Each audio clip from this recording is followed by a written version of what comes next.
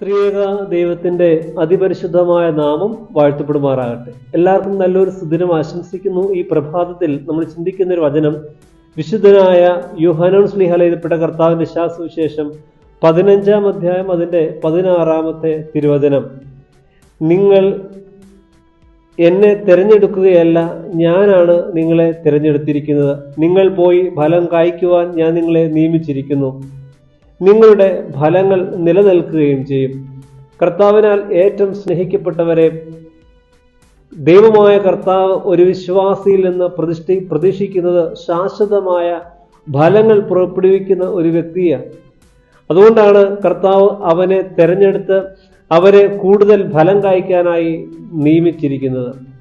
എങ്ങനെയാണ് നമുക്ക് ശാശ്വതമായ ഫലം പുറപ്പെടുവിക്കുവാനായിട്ട് സാധിക്കുക? അതിന് 2-3 കാര്യങ്ങൾ നമ്മുടെ ജീവിതത്തിൽ നമ്മൾ അനുവർത്തിച്ചാൽ തീർച്ചയായും ശാശ്വതമായ ഫലങ്ങൾ നമ്മിൽ നിന്ന് പുറപ്പെടും.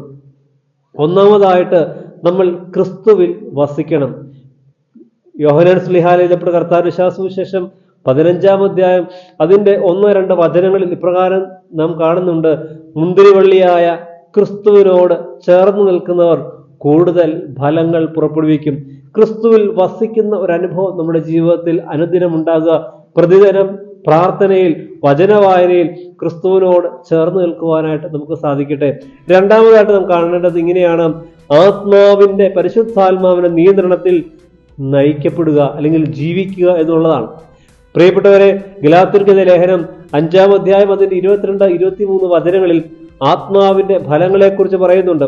സ്നേഹം, സന്തോഷം, സമാധാനം, ക്ഷമ, ദയ, നന്മ, വിശ്വസ്തത, സൗമ്യത, ആത്മനിയന്ത്രണം എന്നിവയാണ്. പരിശുദ്ധാത്മാവിൽ നയിക്കപ്പെടുന്നവർ പരിശുദ്ധാത്മാവിന്റെ ഫലങ്ങൾ പുറപ്പെടുവിക്കും. പരിശുദ്ധാത്മാവിന്റെ ഫലങ്ങൾ പുറപ്പെടുവിക്കുന്ന വ്യക്തിയിലാണ് പരിശുദ്ധാത്മാവിന്റെ പ്രവർത്തനം നടക്കുന്നുവെന്ന് നമുക്ക് മനസ്സിലാക്കാനായിട്ട് സാധിക്കുക. അതുകൊണ്ട് രണ്ടാമത്തെ കാര്യം ആത്മാവിന്റെ നിയന്ത്രണത്തിൽ നടക്കുക എന്നുള്ളതാണ്. മൂന്നാമത്തെ കാര്യം സ്നേഹ ജീവിതം നയിക്കുക എന്നുള്ളതാണ്. ക്രിസ്തു നമുക്ക് നൽകുന്ന സന്ദേശം തന്നെ ഞാൻ നിങ്ങളെ സ്നേഹിച്ചതുപോലെ നിങ്ങൾ പരസ്പരം സ്നേഹിക്കണമെന്നുള്ളതാണ്. അതുകൊണ്ട് പ്രിയപ്പെട്ടവരെ, മറ്റുള്ളവരോട് സ്നേഹത്തിൽ പെരുമാറുക, മറ്റുള്ളവരെ സ്നേഹിക്കുവാനായിട്ട് നമുക്ക് ഇടയായിത്തീരണം. നാലാമത്തെ കാര്യം, ഒരു ദൗത്യ ജീവിതം നമുക്കുണ്ടാവണം. മറ്റുള്ളവരെ ക്രിസ്തുവിലേക്ക് നയിക്കുന്ന ഒരു ദൗത്യ ജീവിതം നമ്മുടെ ജീവിതത്തിൽ കാത്തു സൂക്ഷിക്കുവാനായിട്ട് നമുക്കിടയാകണം.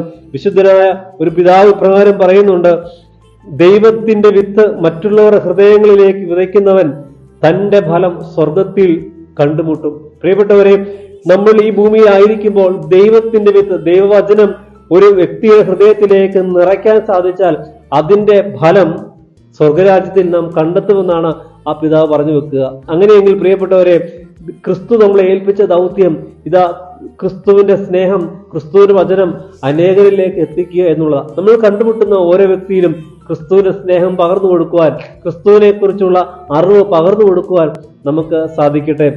ആറാമത്തെ കാര്യം, പ്രാർത്ഥനയിൽ സ്ഥിരതയുള്ളവരായിരിക്കുക. പ്രാർത്ഥന ദൈവവുമായുള്ള ബന്ധമാണ്. അതുകൊണ്ട് തന്നെ ആ പ്രാർത്ഥനയിൽ സ്ഥിരതയുള്ളവരായി തീരുവാൻ നമുക്കിടയാകട്ടെ.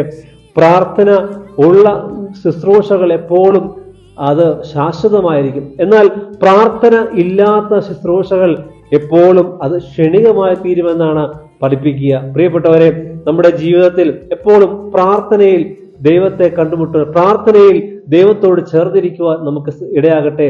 ഇങ്ങനെ ഈ 6 കാര്യങ്ങൾ നമ്മുടെ ജീവിതത്തിൽ നടന്നാൽ തീർച്ചയായും കൂടുതൽ ശാശ്വതമായ ഫലങ്ങൾ പുറപ്പെടുവിക്കുവാൻ നമുക്ക് സാധിക്കും. അതിന് ഈ വചനഭാഗം ഇടയാകട്ടെ. സർവശക്തനായ ദൈവം നിങ്ങളെല്ലാവരെയും വാഴ്ത്തി അനുഗ്രഹിക്കുമാറാകട്ടെ. ആമേൻ.